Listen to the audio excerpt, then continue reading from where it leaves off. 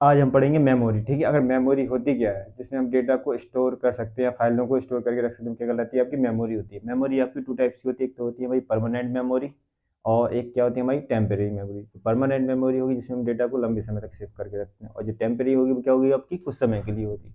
ऐसे आपके कंप्यूटर में टू टाइप्स की मेमोरी होती है, एक है आपकी प्राइमरी मेमोरी और एक है आपकी सेकेंडरी मेमोरी। अब जो प्राइमरी मेमोरी है वो क्या होती है आपकी, जो डायरेक्टली मदरबोर्ड से जुड़ी होती है, हमारा सीपीयू के अंदर, वो क्या कहलाई आपकी प्राइमरी मेमोरी। और सेकेंडरी मेमोरी हम जो बाहर से यूज करते हैं यूएसबी के थ्रू, जैसे हमारा, और जो सीडी भी हो गई आपकी, सीडी राइटर से करेंगे, पेन ड्राइव है आपका, ठीक है ना, कार्ड है, ये सबका यूएसबी के थ्रू होता है, ये हमारे हो जाएगा सेकेंडरी मेमोरी में। ठीक है। अगर हम प्राइमरी मेमोरी पढ़ें तो ये क्या है हमारी इंटरनल मेमोरी। ठीक है, ये भी हमारी क्या होगी, टू टाइप्स की हुई, एक हो गया हमारा रैम, दूसरा हो जाएगा हमारा रोम। ठीक है। अब जो रैम है, रैम क्या होता है हमारा, रैंडम एक्सेस मेमोरी। ठीक है ना, इसे हम क्या बोलते हैं, टेम्परेरी मेमोरी भी बोलते हैं। ठीक है, इसे हम क्या बोलते हैं, रैंडम एक्सेस मेमोरी। ठीक है, ये क्या होती है हमारी, एक टेम्परेरी मेमोरी भी होती है। ठीक है, यानी कि जो इसमें जो डेटा होता है वो केवल जब तक सेव होता है, जब तक हमारा कंप्यूटर वर्क करता है। जैसे ही लाइट जाएगी तो इसका भी डेटा चला जाएगा। ठीक है ना, जब तक आप में पावर सप्लाई आ रही है सीपीयू, तो ये आपका डेटा स्टोर करके रखेगी। ठीक है, और ये क्या है हमारा रोम, यानी कि रीड ओनली मेमोरी। क्या है आपका, रीड ओनली मेमोरी। ये क्या होती है हमारी, एक परमानेंट मेमोरी हो जाएगी आपकी। ठीक है ना, परमानेंट मेमोरी, इसे हम नन वोलाटाइल भी बोल सकते हैं। तो बोलेंगे आपका नन वोलाटाइल मेमोरी। ठीक है, और क्या है ये हमारी एक परमानेंट मेमोरी हो जाएगी। ठीक है, और ये क्या आती है हमारी टेम्परेरी। ठीक है, अब जो रैम होती है, रैम हमारी टू टाइप्स की, डी रैम हो गई आपकी, यानी डायनामिक, क्या हो जाएगी हमारी, डायनामिक रैंडम एक्सेस मेमोरी। ठीक है, आजकल जो भी आपके कंप्यूटर हैं, लैपटॉप हैं, उनमें कौन सी रैम यूज होती है हमारी, डी रैम, सस्ती होती है और थोड़ा सा अच्छा काम करती है, इसलिए आज इतनी पीसी वगैरह यही होती है। ये क्या आती है हमारी, स्टैटिक रैंडम एक्सेस मेमोरी। क्या हो जाएंगी हमारी, स्टैटिक रैंडम एक्सेस मेमोरी। ये वाली जो रैम है, इसका यूज होता है आपका शेयर मार्केट वगैरह में, किसमें होगा, शेयर मार्केट में होगा।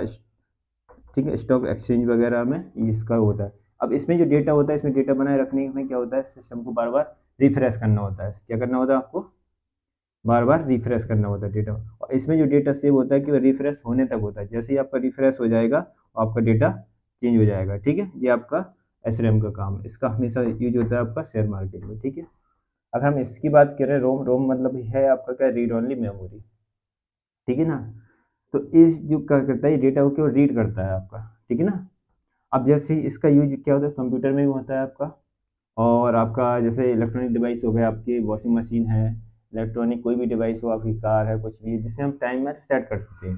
जैसे वॉशिंग मशीन में हम टाइमर सेट कर देते हैं, तो यहाँ पे कौन काम करता है हमारा, रोम, कि फिक्स समय लगा देंगे, दो मान लीजिए हम काम करना है 10 मिनट तक करना है, तो मशीन जो है हमारी कितने 10 मिनट तक ही एक्टिव रहेगी, उसके बाद क्या हो जाएगी, ऑटोमेटिक ऑफ हो जाएगी। ठीक है, तो जितनी भी आपकी जो इलेक्ट्रॉनिक डिवाइस होती हैं, गेम्स वगैरह जो भी होती है, उन सब में रोम का यूज होता है। ठीक है, अब ये भी आपकी थ्री टाइप की हो गई।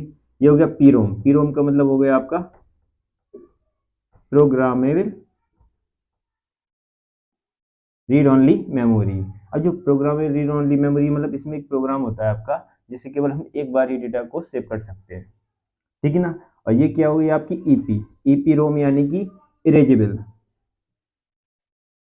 क्या होगी आपकी erasable programmable read only memory. तो इसमें हम जो डेटा होता है उसको हम क्या करते हैं, बार बार डिलीट करके बार बार सेव कर सकते हैं। ठीक है ना, बार बार सेव कर सकते हैं, इसका नाम ही होगा इरेजेबल। ठीक है ना, ये क्या है आपकी इलेक्ट्रिकली,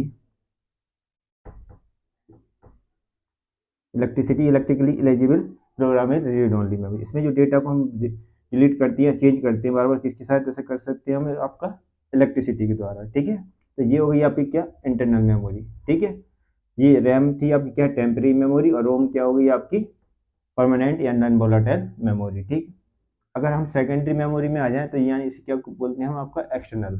ठीक है ना, ये भी आपकी परमानेंट मेमोरी होगी, क्योंकि हार्ड डिस्क में डेटा हम लंबे समय तक यूज कर सकते हैं।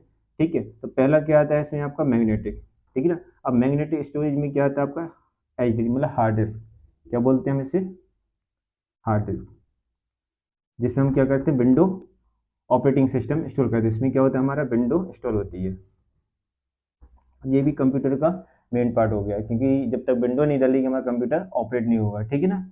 ये क्या है, हमारी फ्लॉपी, फ्लॉपी यूज होती थी पहले, अब तक फ्लॉपी आज के समय में बंद हो गई है, ठीक है ना। और ये क्या है, आपका मैग्नेटिक टेप, जिसमें हम एक्सटर्नल डेटा, जो कैसेट वगैरह चलती है तो उसमें हम डेटा स्टोर करके रख सकते हैं, ठीक है। फिर आता है आपका ऑप्टिकल स्टोरेज। ऑप्टिकल स्टोरेज में क्या आएगा आपका, सीडी, कॉम्पैक्ट डिस्क, इसे क्या बोलते हैं हम, कॉम्पैक्ट डिस्क, ठीक है। इसमें जो सीडी राइटर होते हैं, डीवीडी राइटर, जिसमें हम डेटा रीराइट करके भी रख सकते हैं, ठीक है। ये हो गया आपका डीवीडी, ठीक। फिर आता है आपका फ्लैश स्टोरेज। फ्लैश स्टोरेज में आपका पेन ड्राइव हो गया, यूएसबी के द्वारा जुड़ा होता है ये आपका, किससे, यूएसबी से। पेन ड्राइव हम डेटा ले सकते हैं और सेव कर सकते हैं। मेमोरी कार्ड हो गया आपका, मोबाइल में भी यूज होता है ये आपका, ठीक है। ऐसे आपका एसएसडी हो गया। अब आज के टाइम पे जो हार्ड डिस्क की जगह हम किसका यूज करने लगे हैं, एसएसडी का। इसकी स्पीड क्या होती है, हार्ड डिस्क से ज़्यादा होती है, फास्टर होती है ये, ठीक है ना। ये आपका हो गया मेमोरी का पार्ट, ठीक है ना। अब हम इसके आगे एक एक पार्ट क्लियर करेंगे। रैम को हम डिटेल में पढ़ेंगे, रोम को डिटेल में पढ़ेंगे, नहीं पढ़ेंगे। वीडियो अच्छी लगे तो लाइक और शेयर कीजिए।